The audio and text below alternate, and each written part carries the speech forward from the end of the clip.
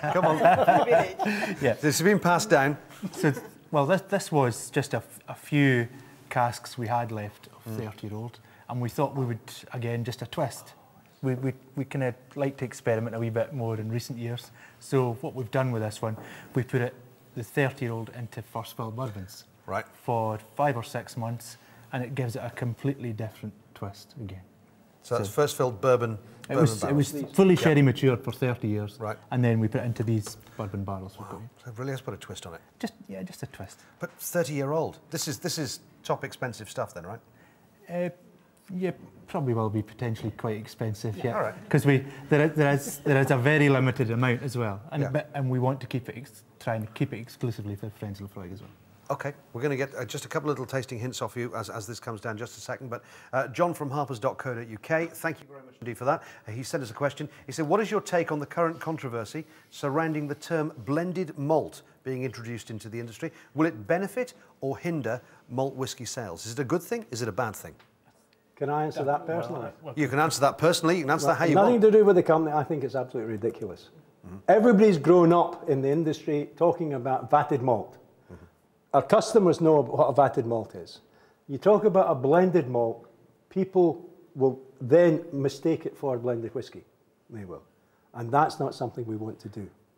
But that's a very personal opinion. Blurring the market? I think at least you can't have the same name. That's the major thing, I think, in all of this for me, that you can't have Laphroaig blended malt and a Laphroaig single malt. We would have to call it Ardenstal or something like that. So at least you can't have the same name.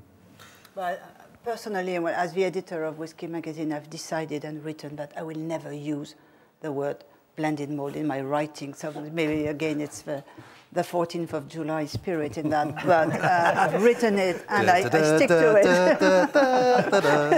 it. OK, question from Mike. Are there any plans to bring out any special expressions in the States? Now, there's a problem with this, and it's on bottle size, isn't it? Just explain what happens here. A couple of things. Bottle size, and also just, it's like dealing with, when you're dealing with the States, it's like dealing with 51 different or 52 different countries for each. Each state has got their own rules. Own rules, stuff like that. But here's one we prepared earlier. I knew it was down there. Yeah, we have done this one. We've got about 1,427 bottles. Going to be exact, yeah. 750 ml, specially done for US for this year. Just going to hold that one there. Available in the fall, as they say in the US. So there are 1,427 bottles. This is 1371 of those. This is number 1371. Yeah. So then it will be available in the US in the fall, and we will get more details to our friends of Laphroaig in the US. There'll be an order list for this, won't there? At least we're managing to get something to them now. So that's the main thing, because it was always very tough, and we can't ship to the US. Directly from the distillery, so that was always a problem. So it's nice to be able to do something. Forgive me for not having mentioned too much about this 30-year Cairdeas and the flavours you're getting out of it. Martine, do you want to pick up on that? First of all, what I find really interesting here is that usually when you do just the opposite. You have a bourbon matured whiskey that you will double mature in sherry, and here you've done just the opposite. And people will think, well, if it's a sherry whiskey, if you put it into first fill bourbon casks, they will not give any influence because sherry is big. Yep. But what is interesting here that the first fill bourbon has come through, and I find this whiskey for me is a perfect balance. It's really stunning because personally, well, it's my personal taste. I'm not too much a sherry person.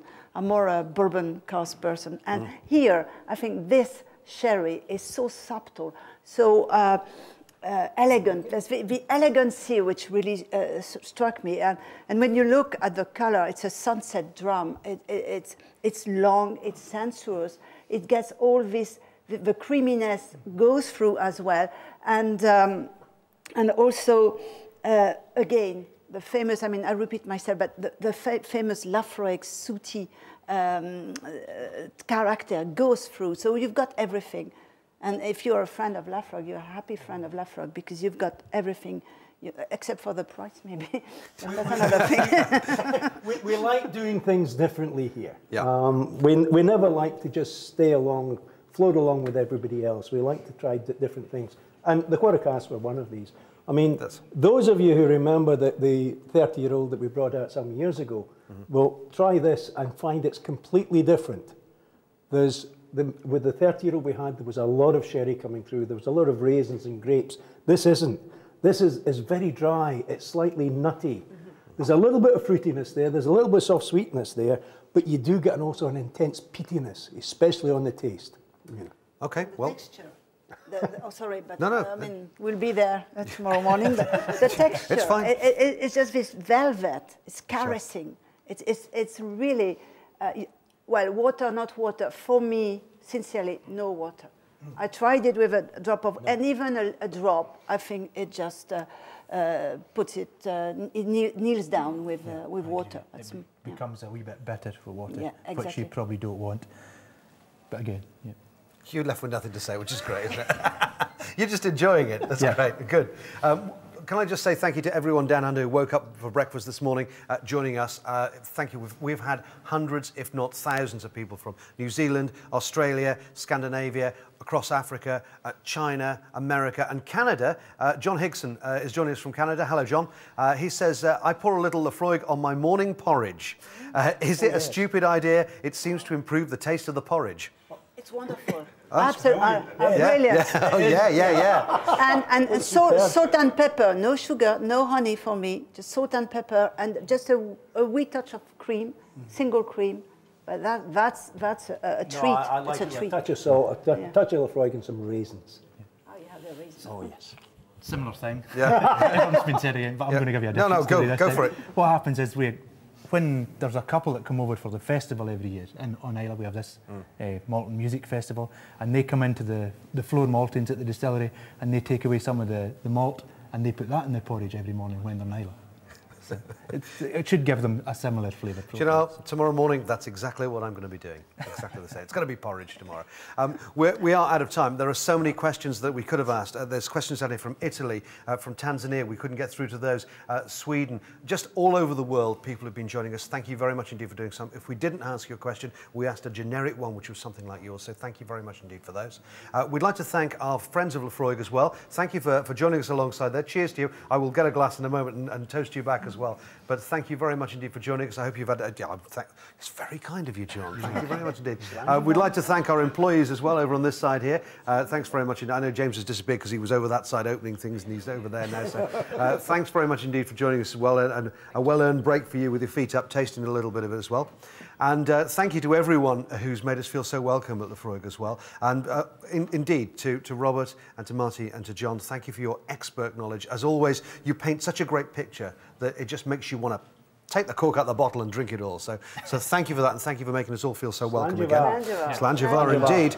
And that's it from us. Thank you very much indeed for joining us. We will leave you with some beautiful and stunning images from where we are live right now at the Laphroaig Distillery. And we'd just like to say good night, good morning, wherever you happen to be in the world. And we'll see you again from Laphroaig. Bye-bye.